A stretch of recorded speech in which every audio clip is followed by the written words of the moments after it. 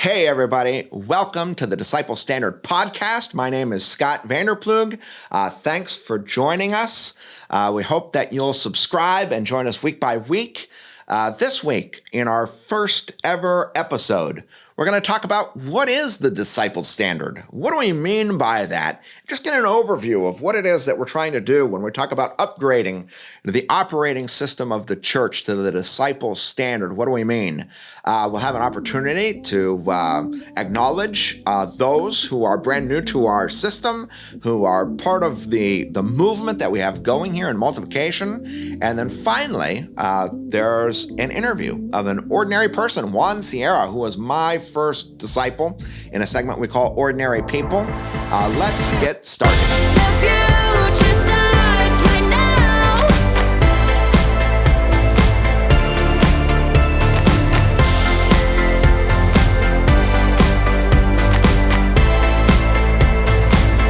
The future is now. All right, let's go. This is the Disciple Standard Podcast. I want to welcome you. This is our first ever episode, and we're glad that you're tuning in. I think this is going to be great. We have a great idea for this podcast, and we hope you'll keep tuning in. We're going to be talking about disciple making, and we're on a journey toward what we're calling the Disciple Standard, upgrading the operating system of the church, and getting back to what I think is the ancient operating system of the church, the Disciple Standard. And of course, as we go along, we'll tell you a lot more about what the Disciple Standard is and what I mean by that. But first of all, because this is our first ever episode, I just want to stop and welcome you and kind of introduce you to what we're going to be about. First of all, glad that you're joining us. You might be on social media, or you might be hearing us just by audio or by video. But we'd love for your feedback. We'd love for you to subscribe. We'd love for you to comment. I'm especially interested to know, what do you think about the format of the show, our introductions, our transitions? What do you notice? And here just seems like the appropriate time. I want to introduce you to Jake. Jake is the guy behind the scenes. Jake, welcome. How's it going? It's going really well. This is our first ever episode, and super excited. You're the guy who really makes it happen here. I'll be here. I guess I'm going to show up on camera, but behind the scenes, Jake is stitching this all together. He's the genius behind this whole thing. And so, one of the great things is Jake is a part of our discipleship system. And maybe, Jake, you can just talk a little bit about, your experience in being discipled, what that's meant to you, and also you're a disciple maker, so what that's meant to you. Yeah, for sure. So I moved here in 2009, which is about almost 10 years ago. I'm super, I keep thinking about it a lot, actually. It's been coming up. And after maybe a year or two of going to youth group and just hanging out, kind of getting to know everyone, our youth leader, Tommy, reached out to me. And I think you discipled him, actually. I think that might be right. Aaron. You were Aaron. And he just swindled me into it by saying, do you want to be discipled? And I was like, yeah, I guess so. It's good to learn more about the Bible and stuff. And I ended up teaching Sunday school with him. And that's how I got into the children's ministry stuff. So we went through, we would meet extra early before Sunday school. We'd go through one of the lessons and talk just for an hour maybe. It was awesome. I really learned a lot. And over the course of time, we started just not talking about discipleship as much because we finished everything. Yeah. And it just became a good friendship that we had. We created a Breakfast Friday event at his house, and we just had breakfast with people every Friday and stuff, and it was awesome. It was one of my favorite times. And he was like, all right, well, now it's your turn. That's Go. right. And so over the course of time, I was in youth group and stuff, and so in a roundabout way, it was kind of like a discipleship. And since we've had this program now online, I was able to disciple Josh. He was one of my disciples, and now I think he's discipling 3 or 4 other people that he works with. And again, it was just a great relationship that was built because of this. Where we talked maybe a half hour of the actual content, and then moved forward into, hey, how's your life? What's going on? Right. How can we pray for each other and stuff like that? And I loved it. I think friendship, it's really one of the most important things in life, and I see how God uses that, and I just love your story. you've now got a tremendous media ministry. You have all this technical skill and ability, which I think is great. But the fact that you're also involved in discipleship, I think, is fantastic. I love that. And so anyway, you're going to be part of the show. You've been kind of like my right-hand man for a long, long time, my sidekick, the guy who keeps me going. And so anyway, glad to have you on the show. Here, as we begin, we're going to be talking about the disciple standard. And you may be wondering, hey, Scott, what is the disciple standard? And this is what it is, the disciple standard. I'm considering what I'll call it this. It's the new, but also the ancient operating system for the church. And I'm advocating for it to become the new standard. In fact, that's the whole idea of this podcast, is I'm trying to push something to a certain extent. And I just distinguish that from what I call the legacy system, which is how the modern church is and has been operating. And so this is our first episode in the first segment of each show. There'll just be a topic for the day, or I'll have the opportunity to talk about the overall philosophy of this ministry and what we're doing. And so today what I want to do is I want to talk about the difference between the disciple standard and what I call the legacy system. And I have a number of bullet points, and we're just going to work through them. Over the course of time, we'll flesh all this out much, much more. So keep tuning in. Here's the first thing, first set of bullet points. The legacy system, I believe, produces growth by addition. And I say addition at best, but often subtraction. I think that's how the church is growing today. We're just trying to add numbers. But often, in fact, this is what's happening in the West, especially in America and the Western civilization, is that the church is actually in decline. And I think there's a reason for that. The disciple standard is, I think, the ancient, and it's also what I'm hoping will be the new standard, the operating system of the church. And I've seen that it results in multiplication and exponential growth. You're not relying on addition anymore, but instead multiplication. In fact, our key verse is 2 Timothy 2:2. The Apostle Paul's talking to Timothy. He says this: "The things you've heard me say in the presence of many witnesses, entrust to reliable people who also be qualified to teach others." So, Jake, as I talk this over, I always talk about how there's 4 or maybe 5 generations here, from Paul to Timothy, from Timothy to reliable people, and then reliable people also qualified to teach others. And I would say there's maybe 5, because I think, implicitly maybe Jesus is one who starts it out, Jesus to Paul, Paul to Timothy, Timothy to reliable people who will teach others, And, we often talk about a chain of disciple making. And maybe you can what's been your thoughts about this over the years as you've seen this happen, where there's been a chain of people? Yeah. Man, I don't know. I feel like if you look at it, I know I put it in the intro, you made this awesome graphic where, you discipled, I know in our case, you discipled Aaron discipled Tommy discipled me, and I discipled Josh and Ethan and stuff like that. And man, it's just one of those things that when you take a step back, and I think when you look at it, it's one of those, like, I don't want to be the last link. Right. Because the chain is only as strong as the weakest link. That's an important point. If you first say that Jesus to Paul, Paul to Timothy, Timothy to reliable people, to others, yep. ... Finally, it came to me. And am I going to be the last link in the chain? No. So great point. Yeah, anyway, that's our center verse. And I like to do this, I just call it kind of a mental exercise, the difference between spiritual addition and spiritual multiplication. So in spiritual addition, I usually put it this way. Let's say that you're a tremendous evangelist and you feel a calling from God to reach one person per day for an entire year.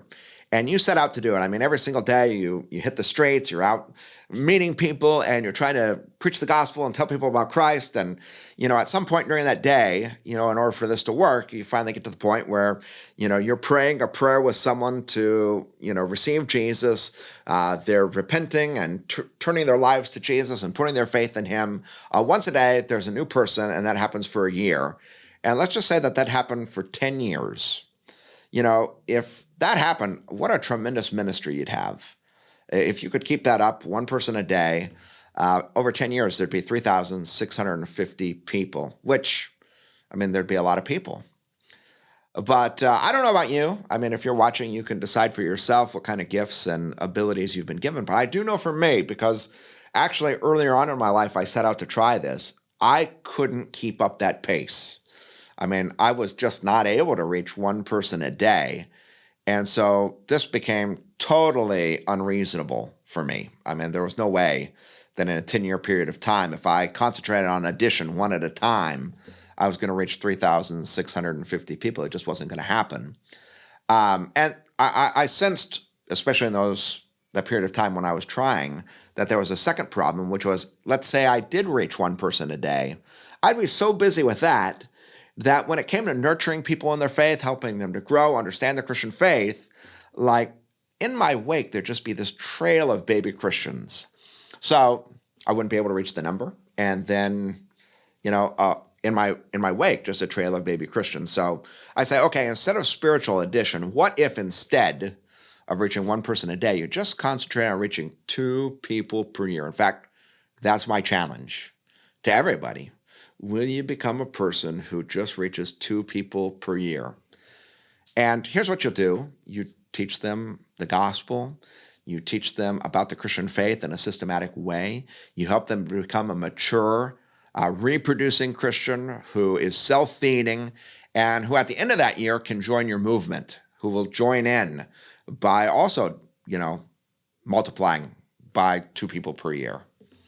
And this is much slower. In fact, we have some slogans here. One of our slogans is go slow to go fast.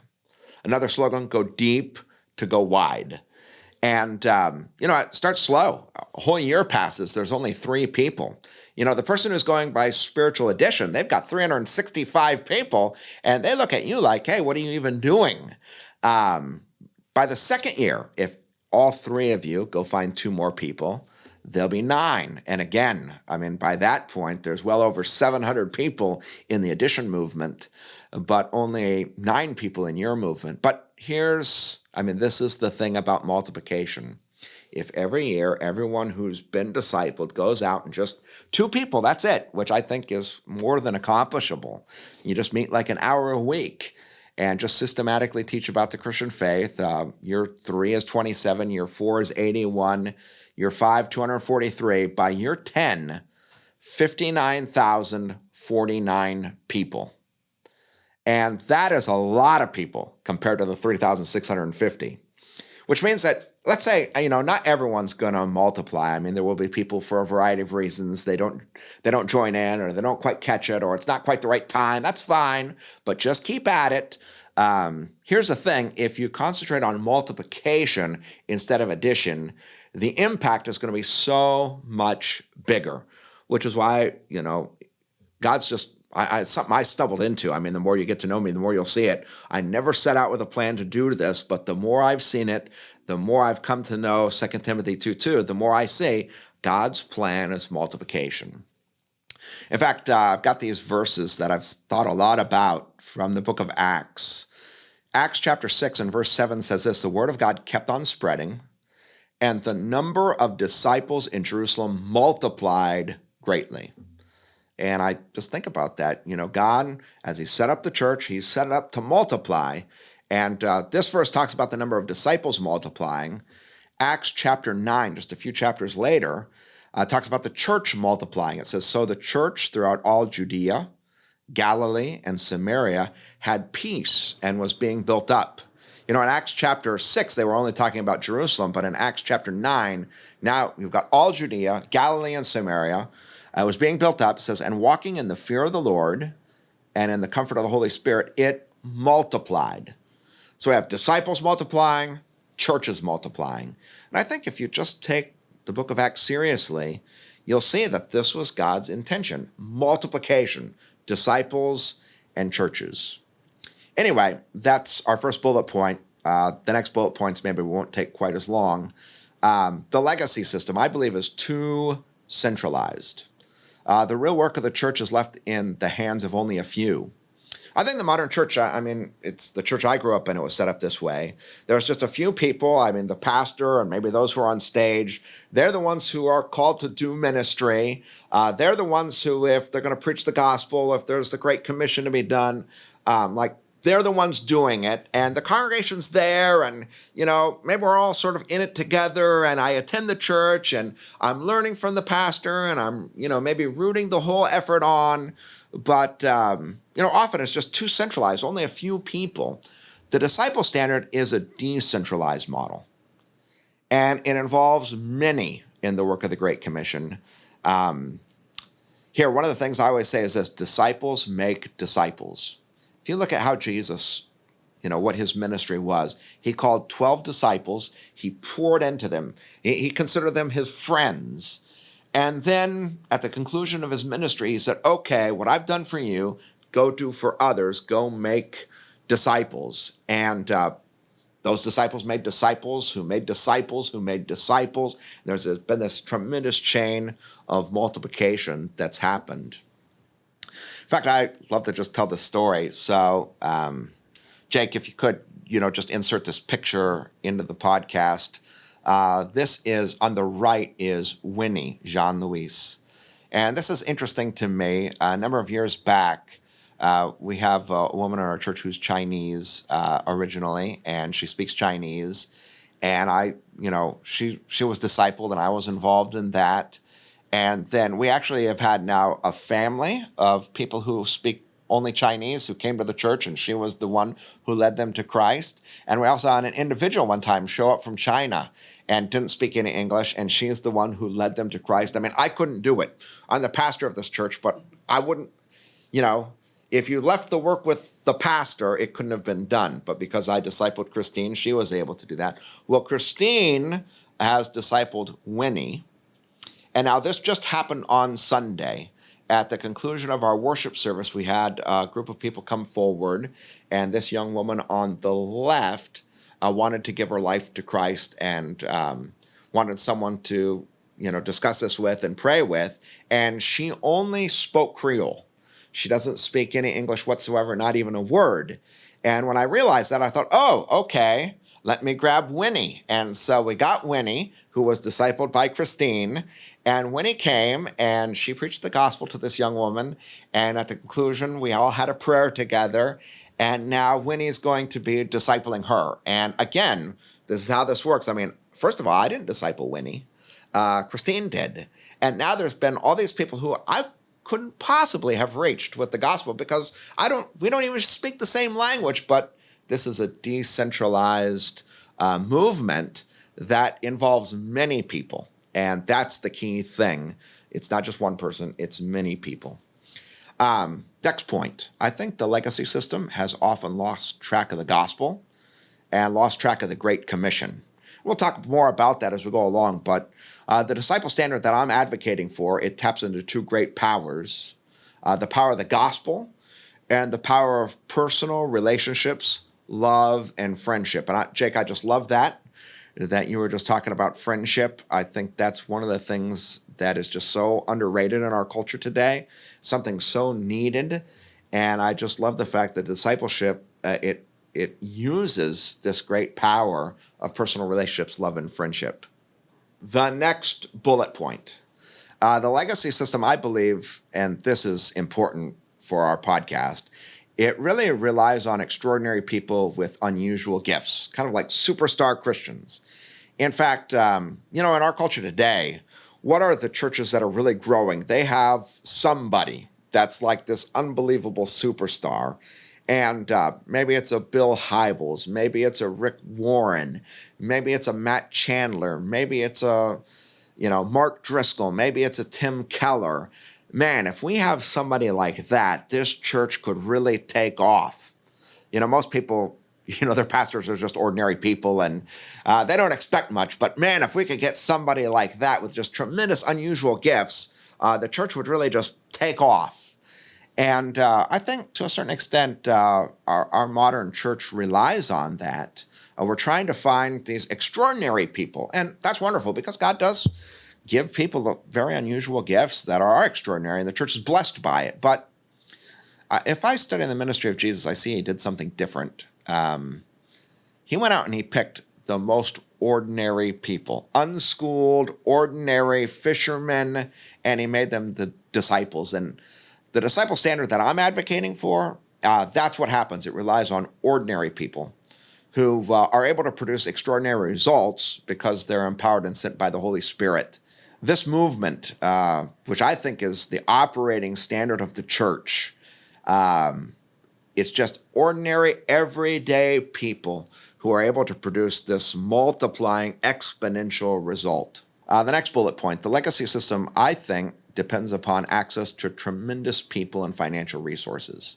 So, the churches that are really doing something, that are growing, and it's often by addition, but they're really growing, they just have these unbelievable financial resources to put on these tremendous entertaining programs. And, that's how the church seems to be moving forward. But I noticed this, the disciple standard moves forward in what I call even resource-starved places. And I've seen this personally in my own life. The church I attended when I was a young man was a very small church, and it had very little, but there was somebody who took me aside. And that's produced something that, has had a tremendous impact in my life and the life of a lot of other people. And you don't need hardly any resources for the church to move forward in the disciple standard. The legacy system, this is the next bullet point, lacks a clear definition of spiritual success. So I think this is actually one of the things churches are struggling with right now. Like, how do we know if we're successful? And often in the legacy system, when you talk about discipleship, it means everything. Everything we're doing is discipleship. And since it's everything, it's also, amorphous. We don't know what it means. The disciple standard, on the other hand, I think really brings clarity to spiritual success. And so one of the things we have in our 222 Disciple program, if anyone's interested, I invite you to check it out, 222 Disciple, is later we're going to be interviewing Juan Sierra. Juan was the first person I ever discipled. And you can clearly see now what spiritual success looks like. He's discipled a group of people. In fact, I think it's 16 in total. They've discipled 13 who've discipled another 6. You can just see that, man, things are moving, and you can just visually see, okay, this person's discipled this person. You can see the chain growing and things multiplying. When a disciple makes a disciple, you've got spiritual success. All right, next thing, the legacy system. In it, I think people often get lost in a crowd. So you can come to church. In fact, you can be pretty anonymous. In our church, we have a front section and a back section. People could go, and it really doesn't matter where they sit, but maybe up in the back section. You could just get lost in the crowd. You're the last one to come in. You're the first one to go out, and maybe no one even knows your name. And I think in a lot of churches, it can be this way, that people go to church, but they never develop real friendships and real relationships. And the legacy system is often like that. The disciple standard, it operates differently. When disciples are making disciples who are making disciples, automatically what happens when you get in that discipling relationship one-on-one, it provides both community, because there's real friendship, and also accountability. Another thing, the legacy system teaches in random rather than systematic ways. And the disciple standard teaches Christianity in a systematic way. So I'll just use myself as an example. I've been a pastor and a preacher, and one thing I could say is that if I think back over my, let's say, 20 years of preaching now, there's no rhyme or reason to it. There's just a verse here and a verse there, and maybe I'll preach through a book, and then I'll preach through another book. And, someone could probably listen to me for 5 years, and they never get Christianity in a systematic way, if that's the kind of preaching you get. And so, someone can be going to church for a long time and still have a lot of questions about faith that are very basic. The disciple standard, I think, does something else. It teaches in a very systematic way. If you become part of 222 Disciple, you're going to see that we have courses laid out like Introduction to Christianity. There's a series of lessons. You take them one at a time, like Sin is Law Breaking. There's a handout there. There's videos there, or Trinitarian Living, or Justification. And as you go through these courses in a systematic way, you're going to learn about Christianity, and all of your questions are going to be answered. And not only that, I mean, this is the key. When you go from being a receiver, someone's teaching you, to being a teacher, you're teaching someone else. If you start teaching Christianity, believe me, you're going to start to understand it in a much more systematic way. And often that doesn't happen in our legacy system, that people really get a very comprehensive systematic understanding. Last couple of things. The legacy system, I believe, puts an overemphasis on just 1 hour a week. So it's all about Sunday morning. You show up on Sunday morning, there's an hour worship service, and man, you better make it happen in that 1 hour, because that's when your moment to really disciple people is. But over the course of time, I've seen that when it comes to people really learning Christianity, it's pretty inefficient. That 1 hour a week, you're just going to get little snippets here and there. I'm not trying to downplay. I think worship's important. It's important for the church to gather together. But the disciple standard, it adds to that something else, where the church is alive all 168 hours per week. When disciples are meeting with people, who are meeting with people, who are meeting with people, it's happening in all hours at all times. The church really becomes alive the entire week. The legacy system promotes programs over people. The disciple standard we're advocating for promotes people over programs. And then finally, this is my last bullet point. The legacy system diverts the best leaders to ministries other than discipleship. I think so often this is the case in churches where all of your best leaders are, they're on the building committee, or they're on the worship team, or whatever. We've got all these jobs for people to do, but the most important job, the Great Commission, go and make disciples, we don't have too many people who are on that. The disciple standard, here's what it does. It raises up a multiplicity of reliable and qualified leaders who are engaged in the most important work of the Great Commission. Anyway, here's what this podcast is about. We're trying to help people who are like-minded, who see what we're trying to get at, move from this legacy system toward this dynamic, multiplying movement called the disciple standard. Listen, that's the end of our first segment. Wonder what your questions are, what your thoughts are. If you're on social media, we'd love to engage with you, so make sure to comment, ask your questions. We'll do our best to get back with you. But keep on tuning in. Anyway, that's our first segment. We're going to move now to our second segment, which we're calling the tipping point. We're on a mission, so here we go.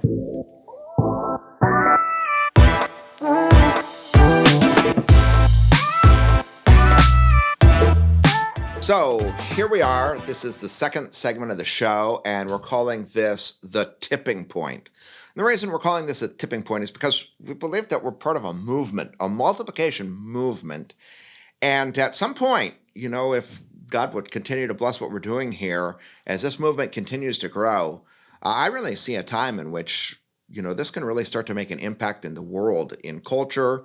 And, there's been many times where there have been revivals in history, and I think that this can be one of those movements, a multiplication movement. At any rate, what I like to do in the segment called the tipping point is just recognize new people who are becoming disciples and disciple makers. And, this is not a one-person thing. This is a whole group of people who are involved. And so we're marching toward a tipping point in culture. And as the show goes on, we'll talk more and more about how I see that and what the tipping point is. So welcome, Angel Jacobs, who's new to discipleship, and is actually my wife, Andrea, who is discipling Angel. Jasmine Granada is being discipled by Christy Sullivan, Sharon Bolton by Pam Shryock, Amber Mosley by Shayna Morales. Janice Petrushko is being discipled by Christy again. And so is Angelis Hernandez being discipled by Christy. And then Magdalena Avalos by Lourdes Granada. John Gomez by Bob Crow. And actually, this is a great story because I've gotten to know John through my friend Carl Bosma. And Carl is like a father of this movement to a certain extent because he's had an impact in my life as well. And anyway, he's connected us with John, who is from Brazil. And anyway, Bob is discipling John, and then Jesse Castro is being discipled by Andy Hansen. And then now this week, that was 2 weeks ago. Now this is just all that's happened in this last week. A.K. McNall is being discipled by Jeff Huntley, and Nick Rudder by Nick Crespo, and Patrick Caldwell by Henry Isis. And for all of you who are new to our discipleship program, welcome. We think this is going to be life-changing in your life. We're glad that you've joined, and we're just praying that God will do big things, and there'll be a legacy of disciple-making in your wake that you can't even begin to believe right now. Want to acknowledge some people. Nick Crespo is a first-time disciple maker.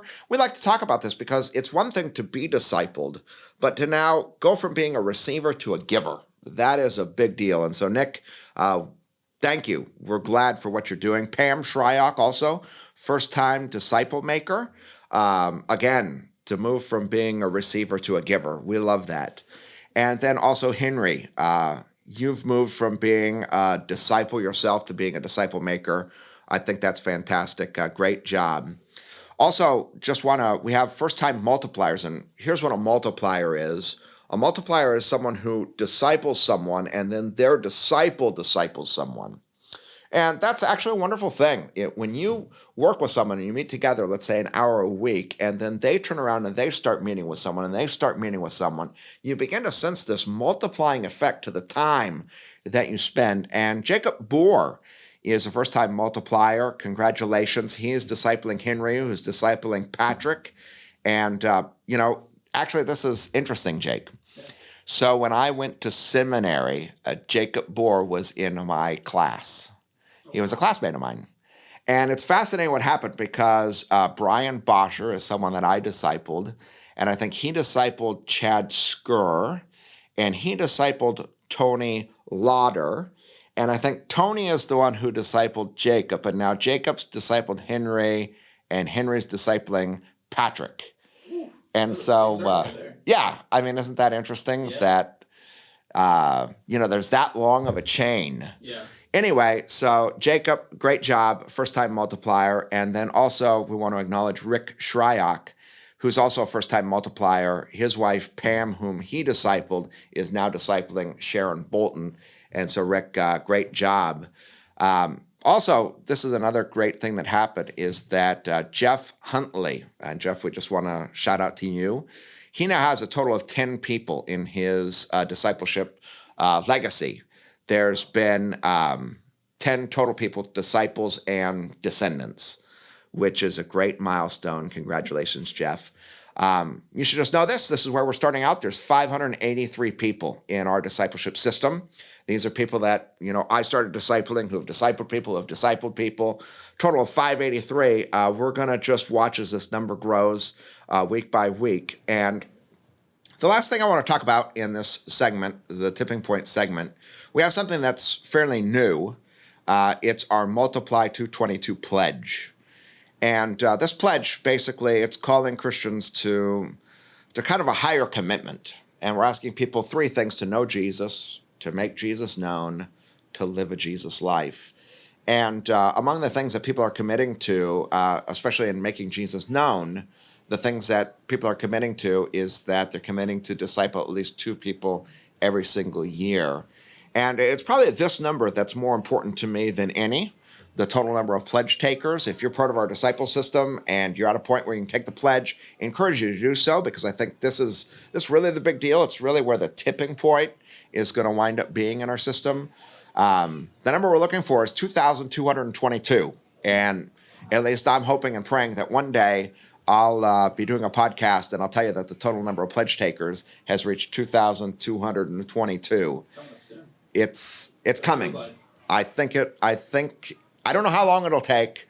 It might be a life endeavor, but it's what we're aiming at. So anyway, that's the tipping point segment. And now we're going to move to our third segment of the Disciple Standard podcast, which is called Ordinary People.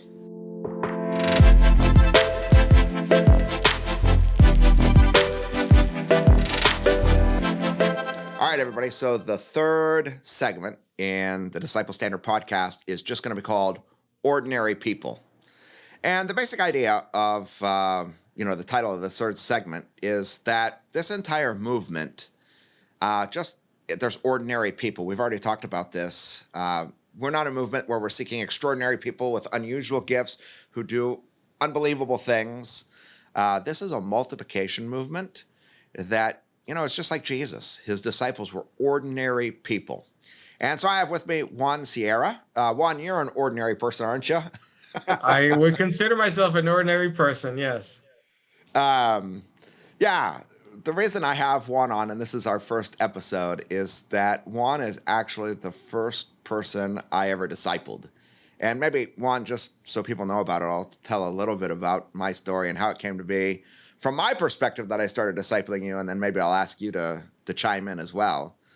But, when I was younger and I was in high school and then later when I was in college, I had a couple of pastors who, for reasons even I didn't understand at the time, they pulled me aside and started working with me one-on-one. The first pastor, his name was Frank.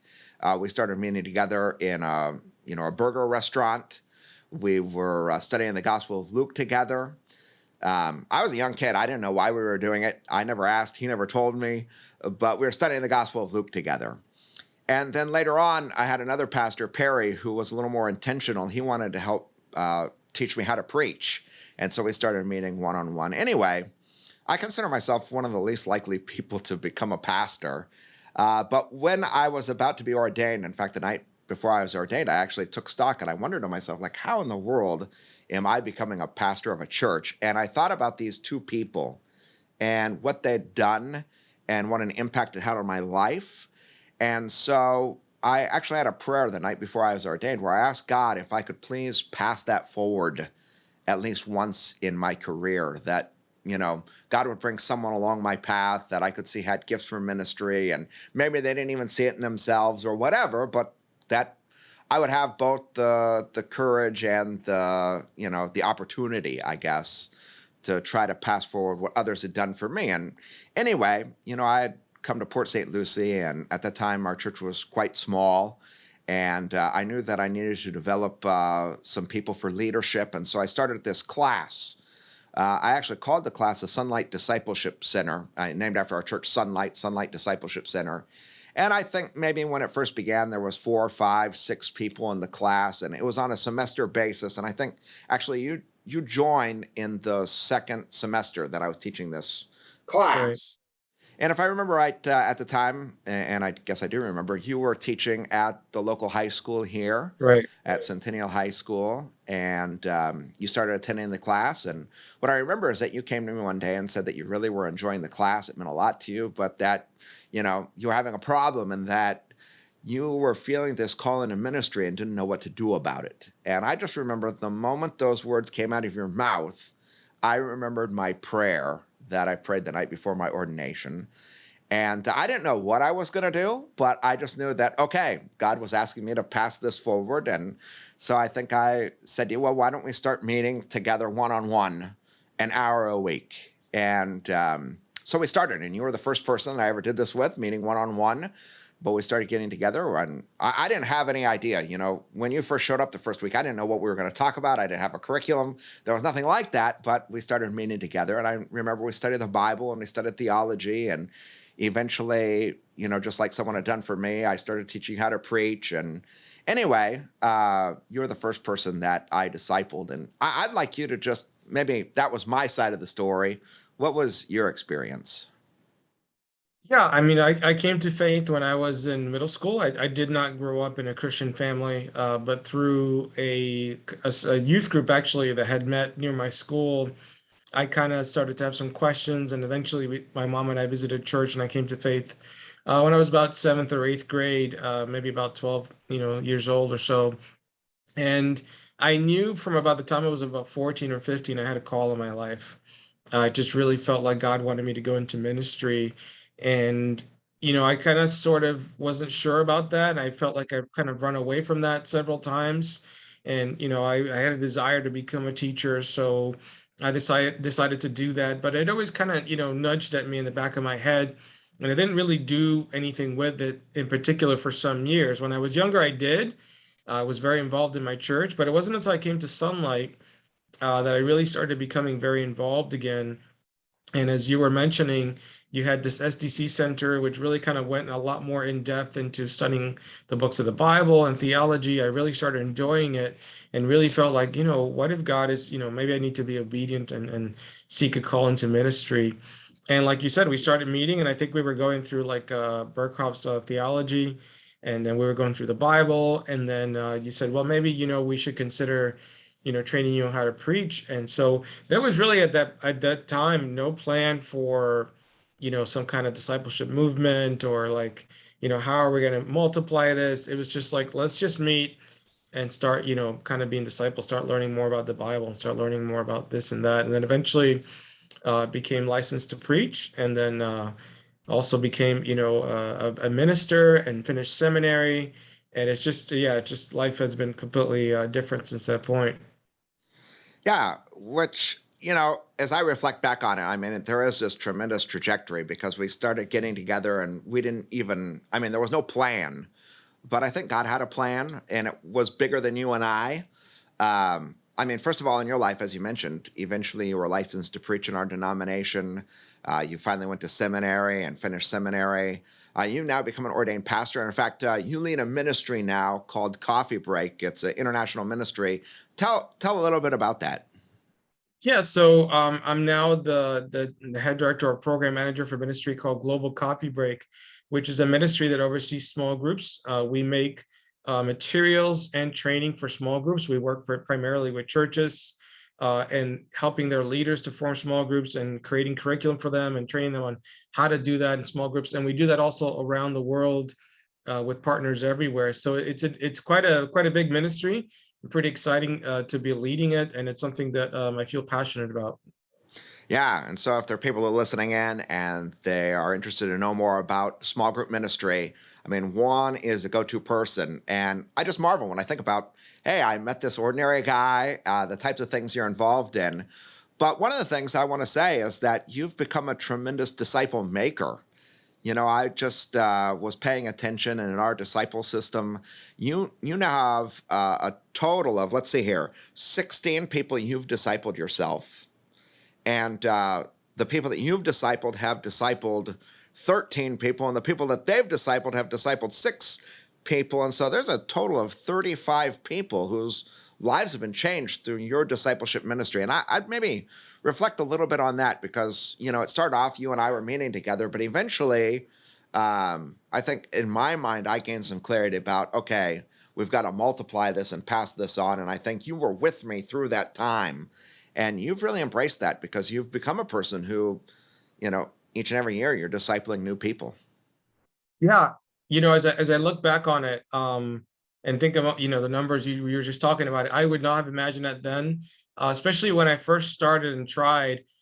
Some of the people I tried really fizzled out, and I think it's important for people to understand that sometimes it doesn't work out. And I kind of thought, man, I'm seeing Scott multiply multiple people, and then by that time we had others who were discipling others, and I'm like, why isn't it working out for me? I just kind of hadn't quite gotten to that person. But then eventually I started to get one, and then I got another, and then I got another. And then really some of those names that are on my list, a majority of them are pastors. And I really feel like I've kind of found the niche with that as well. In English and Spanish, I've actually several of those folks I discipled were in Spanish, which was just a blessing. And some of them have been able to take it on and disciple people in their congregations and go on from there. And so, if anybody's listening and they're thinking, oh, I don't know if I could do this, and what if it doesn't work out, just keep at it and go find the next one. And if that one doesn't go work out, we'll find the next one, because eventually it does. And then that person will, obviously find others and continue to have this movement of multiplication that we've talked about. Okay, that's great. And yeah, Juan, I mean, you've just done tremendous. I'm just so grateful that God used you in my life and the life of this movement and ministry. for those of you who want to know this, we are translating everything into Spanish right now, and Juan's playing a key role on that, so we appreciate that. Big things are happening. Juan, thanks for joining us today. And everybody, thanks so much for joining the first ever episode of the Disciple Standard podcast. We'll see you again next week. Hey, thanks so much for tuning in to the Disciple Standard podcast. We're so glad you joined us. We encourage you to continue the conversation by joining us on social media. Also, if you want to learn more about the Multiply method or learn about how to take the Multiply pledge, we encourage you to join us on our website at multiply222.com.